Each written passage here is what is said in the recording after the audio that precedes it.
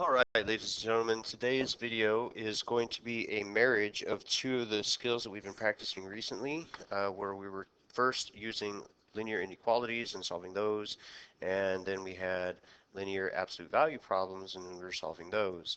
So in when we were working with the inequality problems, we had to pay attention to the directions of the signs. If we had to multiply or divide across with a negative number, pay attention to change the sign. And with an inequality or with an absolute value problem, because we could have a negative value or a positive value produce the same overall distance that an absolute value would represent, we had to break the problems up into two solutions where we had a positive answer and a negative answer. Or we would work it out where the absolute value is equal to a positive term and the absolute value is equal to a negative term, and then solve it from there. So we're going to kind of take both ideas and incorporate them into absolute value inequalities. So again, we're going to try and isolate the absolute value. It's really important that you do your best to keep in mind that the absolute value cannot equal a negative number. And then when it comes to the inequality symbols themselves, if I have a less than symbol or a less than or equal to symbol like we do here, when we break it up into two parts, we can actually kind of simplify things a little bit. Normally we're going to have x is going to be less than some number. Well, I don't have to write a completely separate thing. I can simply turn it into a compound inequality and use the opposite of whatever number that we had to begin with. So if I started with a 5, I would use a negative 5 for the compound inequality. If I happen to have a greater than or greater than an equal to symbol, unfortunately it's not going to be quite that quite that simple, I should say. For instance, if I had x to be greater than 5, I couldn't just add another symbol to the left of that and make it negative 5. What we wind up doing is we say x would also be less than negative 5. And that's how we would work a problem when it originally gives us a greater than symbol. So let's take a look at our problems, our examples here. Starting this one, we have negative 2 multiplied to the absolute value of n plus 3 to be greater than 7. Now we're going to start these problems off just like any other linear equation or linear problem that we've been practicing. The 3 is a constant term. We got to get rid of it. So to start by subtracting 3 on both sides. Here they cancel. Here I get 4. That will produce negative 2 multiplied to the absolute value of n to be greater than positive 4. Get rid of the coefficient by dividing both sides by negative 2. And on the left side, negative 2 over negative 2 simplifies to be 1, which will leave me just the absolute value of n, to be less than, because we have to change the sign because we divided with a negative number, negative 2. Now at this point, this is where some of us start to get tunnel vision. We have to pay attention. It is not possible for an absolute value to produce a negative number. Remember, absolute value essentially is a distance, a number away, a number is away from 0, and distance can never be represented as a negative number. So in this case, there is no solution. Now, our next problem is going to be something slightly more complicated. Not terribly complicated, but let's take a look at one that will actually give us an answer. Now, don't panic. I know that there's fractions here, but don't panic. We've practiced how we can get rid of fractions with common denominators, and this problem is not nearly as problematic as it could be. We already have the absolute value expression isolated. So at this point, we can go ahead and start breaking it up into its respective parts and solving for it. Now, paying attention, once the absolute value symbol is isolated like it is here, this is where we need to pay attention to the type of symbol that we have. Because it is less than, the absolute value is less than the answer, what we would say here, that's the situation where I can say x is going to be less than some number, and I can just add the same inequality symbol to the other side of it and change the sign of the number that it was originally less than. So it'll save us a little bit of work when it comes to actually writing out the problem. So let's take here, we're going to rewrite the problem minus the absolute value symbol. So 2y minus 3 over 4 minus 3 over 8, and we'll say the less than 15 over 16 on the right side, but we're also going to include the same symbol on the left side of the problem with the opposite number, the opposite sign of the number, so a negative 15 over 16. And this is kind of where we're starting off at this point. You know, we could have added more things to get to this point, but we didn't need to. Now, this is where, if you want to, let's multiply with a common denominator to clear out the fractions. So the common denominator of this problem is simply going to be a 16. So if we multiply through 16 over this 16 here, those will simplify out, and I'll just have a negative 15 here. And I'll have the same thing on the other side with a positive 15. So the 4 will go into the 16 4 times. So that will give me a 4 multiplied to the expression 2y minus 3. And the 8 will go into the 16 2 times. So that'll give me 2 times the negative 3 there, which will give me a negative 6. And so at this point, I think most of us are going to be a little bit happier here because we don't have any more fractions to work with. So let's continue on with our normal operations. Distribute the 4 into the parentheses, and that'll give me 8y minus 12 minus 6 to be less than 15. And inside of the two absolute value symbols, we do have some like terms. So let's go ahead and combine those. And that will give me negative 15 to be less than 8y minus 18 to be less than 15. Now, at this point, we're back to just the normal compound inequality. Get rid of the constant term of the 18 by adding 18 to both, well, not both sides, but to both the right and the left side. So we're going to say 18 here, and we're going to say add 18 here. Now this is going to give me a 3, those cancel, and this is going to give me a positive 33. So now I have 3 to be less than 8y, which is also less than 33. And I'm kind of running out of room here, so let's just kind of transfer everything up here. 3 to be less than 8y less than 33. And all you have to do now is divide by the 8 to all of the terms. The 8 simplify to be 1y. 33 over 8 doesn't really simplify to be a nice number, and neither does 3 over 8, so we're going to just leave them as fractions. Now this is the solution to the system, or I shouldn't say the system, but to the problem that we have, the compound inequality, or the absolute value inequality. Let me get my terms straight. So the instructions, however, are asking us to write the solution in interval notation. So in interval notation, again, that's either going to be a curved bracket or a square bracket, depending on the inequality symbol that we have. So here, because we have simple less than signs, I'm going to use just a curved bracket, or what we would normally think of as parentheses, and I'm going to say 3/8 to 33/8. And that's how we'd write the solution in interval notation. Next example looks a little bit more normal, no fractions. So let's start working this one out. Now the difference between this problem and the previous problem is that in the previous problem we had the absolute value expression already isolated. Here we still have to take a couple steps to do so. So I'm going to subtract 1 on both sides to isolate or to get rid of the constant term. And that'll give me 5 multiplied to the absolute value of 2c plus 7 to be greater than or equal to 10. The 5 is essentially a coefficient of the absolute value expression, so divide both sides by the 5.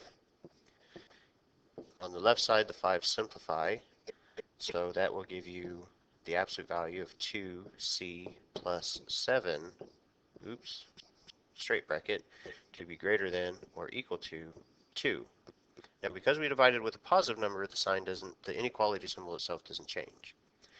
But according to the helpful hints that we had, whenever we had a greater than or equal to sign, so let's say we had x to be greater than or equal to 5, we couldn't just add another one to the left of that with a negative sign or with a negative 5. We would have to break it up into two separate ones. So we're going to say x would be less than or equal to a negative 5. So here we have no choice but to kind of break it up into two separate problems. Drop the absolute value symbols, and that'll give me 2c plus 7 to be greater than or equal to 2. And we'll do another one that says 2c plus 7 to be less than or equal to negative 2. And then we'll have to solve each of these. So to save myself a little bit of writing, I'm not going to show each individual step, but we are going to subtract the 7 on both sides. And so here I'll get 2c to be greater than or equal to negative 5. And if I divide both sides by 2, I'll get c to be greater than or equal to negative 5 over 2. Now that one will turn into a nice decimal, so if you want to write it out as a decimal, you're more than welcome to. Same thing with the problem on the right. Move the 7 over, and I'm going to get 2c to be less than or equal to negative 9 over 2. Divide both, oh, I'm getting ahead of myself here. You see what I'm doing. You see where I'm heading with this. So let me just clean this up a tiny bit. Okay, and so move the 7 over, and that's going to give me negative 9. Divide both sides by 2, and that's going to give me c to be less than or equal to negative 9 over 2. And again, this one would work out to be a nice decimal also, so if you want to, you're more than welcome to. Now, it's not asking us to graph the solution set, but I think it'll be helpful to see the graph. So I'm going to just draw a basic number line here. So negative 5 over 2 is going to be somewhere here, negative 5 over 2. Negative 9 over 2 is going to be somewhere here. Not doing anything to scale at all. The solution here that says c is greater than or equal to negative 5 over 2, that's going to give us a curved, I'm sorry, not a curved, but a square bracket where everything is going to head off to the right forever. And the other one that says c is less than or equal to negative 9 over 2, that also is going to give me a square bracket that way, opening to the left, and everything is going to head that way. So here, when we look at it, I think it's helpful to see this on a number line, because when we write our solution in interval notation, we have to take into account the direction that these two inequality statements send us. So looking at the number line here, we can see it goes to the left towards negative infinity, and here it's going to go to the right towards a positive infinity. So because it heads towards those numbers and there's nothing that stops them from heading in those directions, they need to be part of the solution. So here we'd say that it's going to go from, it will go all the way to negative infinity up to negative 9 over 2 included. And here we're including the negative 5 over 2, and that's going to go to the right all the way to a positive infinity. And because we're using both of these, it's kind of like a marriage of the two parts, we're going to put a union symbol in between them. And this is what the solution will be in interval notation for this particular problem. Here is our last example for today. They're trying to trick you up just a little bit by putting the inequality symbol on the left side of the absolute value instead of the right side like in the other examples, but that's okay. It's not the end of the world. Now, if you notice, inside of the absolute value symbol, we do have a fraction, and we have a fraction here. If you don't like those fractions, let's get rid of them with our common denominator. We can do that right away. The common denominator of the whole problem is a 4. So let's go ahead and multiply through. So the 4 times this 4 here is going to give me 16, which will be greater than or equal to something. Now, we're still going to have the absolute value symbol. In a lot of ways, the absolute value symbol is treated the same way as a parenthesis is. Now, in this case, the parenthesis would prevent us from multiplying into the expression. The absolute value symbol does not, so we are going to take the common denominator and multiply it inside of the absolute value symbol as well. So the 4 on the outside here and the 4 on the inside here, those will simplify, and that'll just leave me a 5. The 4 and the negative 2 here combine to give me a negative 8n. And the 4 on the outside and the 4 here, those are going to simplify to be a 1. So that's going to just give me a negative 3. And again, I think at this point, most of us are going to be a little bit more happy about the way it looks simply because there's no more fractions. Same idea at this point, get rid of the constant term by adding 3 to both sides. Here they cancel, here I'm going to get a 19. So that'll produce 19 to be greater than or equal to the absolute value of 5 minus 8n.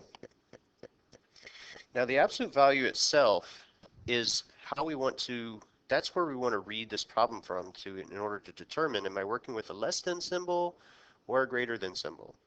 So if we look at it from the right side to the left side, we would say that the absolute value expression is less than or equal to 19. So because we're using a less than symbol from the perspective of the absolute value expression, we don't need to break it up into two separate expressions or two separate problems like we did for a greater than inequality symbol.